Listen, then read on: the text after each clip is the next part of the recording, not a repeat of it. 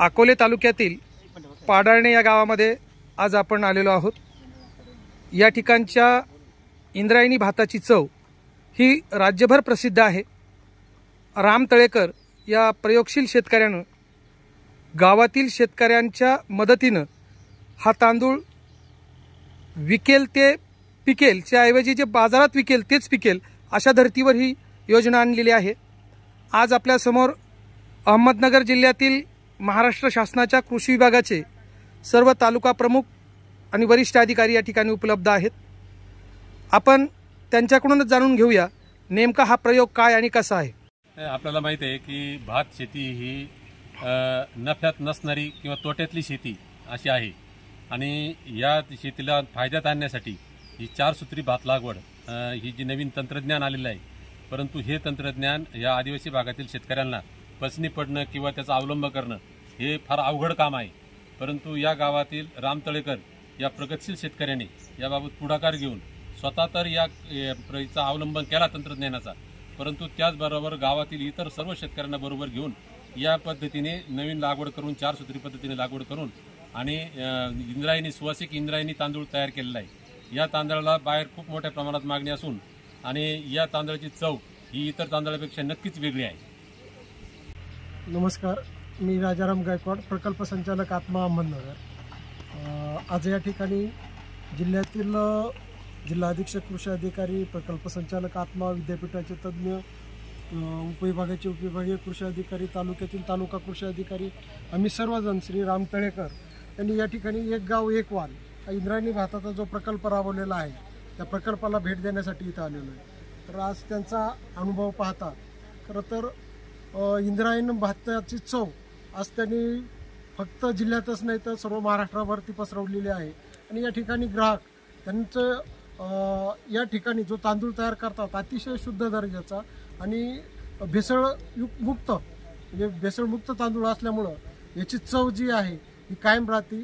इतर ठिकाणी जो तांदूळ विकला जातो तो असं हे एक गाव एक वाण घेतल्यामुळं हा तांदूळ जो आहे सर्व एकत्र करतात, एका ठिकाणी ते मिलिंग करतात आणि मार्केटिंग करतात, त्यामुळं खात्रीशीर तांदूळ त्यांच्याकडे उपलब्ध होतं आणि त्यावेळेला त्यांनी एकट्यानेच नाही तर एक गट शेतीच्या माध्यमातून एक चळवळ त्यांनी या ठिकाणी उभी केलेली आहे की ज्याच्यामुळं ते एकत्र येऊन या पद्धतीनं ते काम सुरू करतायत। खरं तर अत्यंत स्तुत्य उपक्रम त्यांनी सुरू केलेला आहे।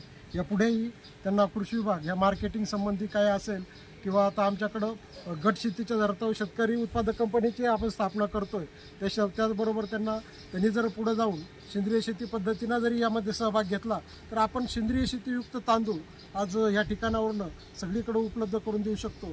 तर माझं त्यांना विनंती आहे की या पद्धतीने त्यांनी ही चळवळ पुढे ठेवावी आणि त्यांच्या या उपक्रमास कृषी विभागातर्फे शुभेच्छा देतो। नमस्कार, मी प्रवीण गोसावी, तालुका कृषी अधिकारी संगमनेर। आज रामशेठ तळेकर यांच्या क्षेत्रावरती येऊन खूपच आनंद झाला। गेल्या 5-6 वर्षापासून त्यांची शेती बघण्याचं योग्यता आहे आणि सातत्याने कुठल्याही शेतीमध्ये सातत्य जर असलं तर त्याचं मूर्तिवंत उदाहरण रामशेठ तळेकर यांच्याकडे बघितलं तर वावगं ठरणार नाही। अगदी पहिल्या दिवसापासून तर आजपर्यंत त्यांनी एकच ध्यास घेतला का इंद्रायणी तांदूळ लागवड करायची आणि इंद्रायणी तांदूळ लागवड करण्यामागं वैशिष्ट्य असं आहे, या भागामधला जर विचार तुम्ही केला भौगोलिकदृष्ट्या तर चारी बाजूने डोंगर वेढलेले आहेत आणि या डोंगरांनी वेढलेल्या नसलेल्या या पाडाळणे गावाला समृद्ध शेतीचा वारसा लाभलेला आहे। या संपूर्ण डोंगराच्या भागातून येणारं सेंद्रिय कर्ब यांच्या शेतामध्ये रुजलं जातं आणि त्यातून येणारा सुवासिक सुगंध हा इंद्रायणीमध्ये आहे। तुम्ही साधारणपणे बाकीचा जर इंद्रायणी भागातला जर इंद्रायणी खाल्ला भाग तर त्यामध्ये थोडासा वेगळा सुगंध आणि आपल्याला चव वेगळी लागते, परंतु इथला जर भात आपण खाऊन बघितला त्याचं वैशिष्ट्य असं आहे की चव तर छानच आहे परंतु सुगंध हा चांगला आहे। आज आपण कुठलाही भात जर शिजवला तर आपल्या घरामध्ये सुद्धा आपल्याला वास येत नाही, त्याचं प्रामुख्याने कारण हेच आहे की आपण सेंद्रियदृष्ट्या तो पिकवलेला नाही, केमिकलयुक्त पिकवलेला भात आपण जर पिकवला आणि त्या जर खायला सुरुवात केली तर त्यातून येणारा सुगंध हे आपल्याला मिळत नाही। साधारणपणे एक अभ्यास असा झालेला आहे तर साधारणपणे भात जर पिकवला आपण सेंद्रिय पद्धतीने त्यामध्ये शेणखत, कंपोस्ट खत, अगदी आपल्याकडे उपलब्ध असलेले कोंबडी खत याचा जर वापर केला आणि जर दुसऱ्या वेळेस आपण त्यामध्ये युरिया जर वापरला, त्या दोन्ही भाताची तुलना जर आपण करून बघितली तर त्यामध्ये सरस हा भात आपल्याला सेंद्रिय पद्धतीने पिकवलेला सापडेल। कारण तो पूर्वी आपण ज्या भागामध्ये भात घेत होतो आणि आपल्या घरात शिजवले असो, बाहेरून जाणारा माणसाला कळत असायचं का आपल्या या घरामध्ये भात शिजलेला आहे, त्या सुगंधावरून तो सांगत होता की इथं भात शिजवलेला आहे, परंतु आज आपल्या घरामध्ये सुद्धा आपल्याला दुसऱ्या खोलीमध्ये सुद्धा कळत नाही की भात शिजलं. याचं प्रामुख्याने कारण आपण वापरत असलेलं केमिकल. परंतु रामशेट यांच्या क्षेत्रावरती आलो तर त्यावरती त्यांनी सेंद्रिय पद्धतीने आणि प्रामुख्याने डोंगराने नटलेल्या या सर्व भागामध्ये पडलेला पालापाचोळा हा पावसामुळे किंवा इतर सगळ्या जंगल सदृश्य भागामुळे हा इथं खाली वाहत येतो आणि यांच्या जमिनीत साठतो आणि सेंद्रिय कर्ब नैसर्गिकरित्या तयार होतात आणि यांच्या शेतीमध्ये तयार झालेला भात हा प्रामुख्याने चांगल्या प्रकारे चांगल्या चवीचा आणि त्यांनी सातत्य ठेवून हा अगदी महाराष्ट्रात नाही तर बाहेरच्या राज्यात सुद्धा ते पाठवतात आणि त्यांचे संपर्क आज एवढे झालेले. आज त्यांनी तयार केलेला भात त्यांना तयार व्हायच्या आधी भाताची आता स्थिती बघितली तुम्ही तो निसवलेला सुद्धा नाही. आजच त्यांच्याकडे मिलवाले येतात आणि त्यांना विचारतात की आम्हाला भात एवढा पाहिजे त्यांच्याकडे. म्हणजे अशी क्वालिटी अशी गुणवत्ता जर ज्या शेतकऱ्यांनी ठेवली तरच ती चांगल्या प्रकारे होईल. एकटेच नाही तर त्यांनी सर्व गावातील शेतकऱ्यांना एकत्र आणून अगदी इंद्रायणीचा वाण जर चांगला घ्यायचा असेल तर ते गेल्या 4-5 वर्षापासून आपलं इगतपुरीला भात संशोधन केंद्र आहे गोटी या ठिकाणी. तर तिथून ते भातचं बियाणं आणतात. खात्रीशीर शासनमान्य विद्यापीठातलं बियाणं ते घेतात आणि विद्यापीठातलं बियाणं आणि त्याचे गादी वापरून रोपं तयार करतात. रोपं तयार करताना त्याची बीज प्रक्रिया अगोदर केली जाते आणि मग त्याच्यानंतर त्याची भाताची लागवड केली जाते. कमी बियाण्यात चांगल्या प्रकारे नर्सरी रोपवाटिका तयार करतात. त्यांचे रोपं एकसारखी असतात. सगळे गादी वाफ्यावर केलेले रोपं यांची बघण्यासारखी असतात. सगळ्यांची रोपांची उंची सारखी असते आणि त्यानंतर खंडणी केल्यानंतर रोपं लागवडीला येतात. लागवडी करायचे जे प्रामुख्याने काम असतं दोरी ते लागवड करतात. 4 सूत्री पद्धतीने लागवड केली जाते आणि येणार उत्पन्न हे तुम्हाला त्यांनी मगाशीच सांगितलं जवळजवळ एकरी 60 ते 70 क्विंटल उत्पन्न त्यांचं येतं. एवढं विक्रमी उत्पन्न त्यांचं येतं. इतर शेतकरीही त्यांचा फायदा घेतात आणि या पंचकृषीतच त्यांचं पूर्णतः इंद्रायणीचं लागवड वाढलेली आहे. त्यांना पूर्ण लागवडीला कृषी विभागाचं नेहमी सातत्याने मार्गदर्शन राहतच आहे. यापुढे जर त्यांचं कुठलंही मार्गदर्शन लाभलं तर त्या प्रकारे कृषी विभाग त्यांना विक्रीच्या माध्यमातून असेल किंवा भविष्यात कुठल्याही प्रकारे त्यांना कंपनी करून विक्री करायची असेल त्याला ब्रँडिंग असेल मार्केटिंग असेल याबाबत कृषी विभाग नक्कीच त्यांना मार्गदर्शन करेल. मी अशोक साळी तालुका कृषी अधिकारी अकोले.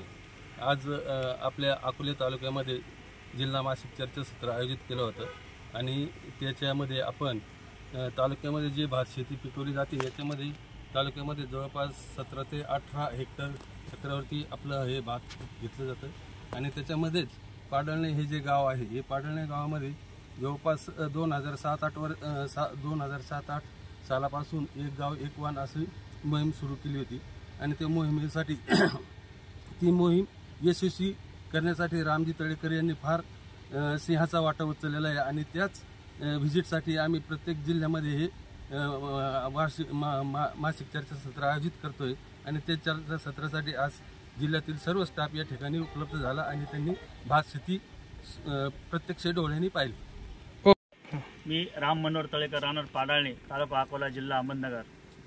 आज माझ्या दृष्टीने खरोखर आनंदाची गोष्ट आहे. महाराष्ट्र शासनाचा कृषी विभाग व जिल्हा परिषदचा कृषी विभाग हे सातत्याने 6 ते 7 वर्षापासून भात शेतीवर जे काम करतात. आमचे मार्गदर्शक या जिल्ह्याचे जिल्हा कृषी अधीक्षक अधिकारी माननीय श्री बोराळे साहेब सुधाकर बोराळे साहेब यांच्या मार्गदर्शनाने सुरू झालेला हा प्रोग्राम आहे.